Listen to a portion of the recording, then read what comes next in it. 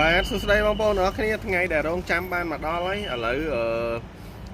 keyboard Huawei MatePad 11.5S យើងដែលកំងបងកំងអា VIP ឲ្យឥឡូវមកដល់ហើយអានេះជា keyboard ឆក់ឥឡូវយើងបានមកដល់ហើយនេះ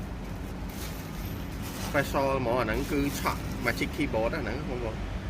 ដាក់មកអែមស្នែហ្មងអែមស្រែហ្មងយើងបើកមើល unbox ទាំងអស់គ្នាអូកប់សេរី material តែមើលយើងយកនេះអានេះវាមាន Bluetooth អានេះយើងសាក់ថ្ម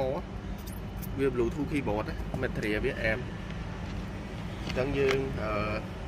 យកមកយើងគ្រាន់តែនេះ template របស់យើងយកមកគ្រាន់ដាក់ចេញមកភឹប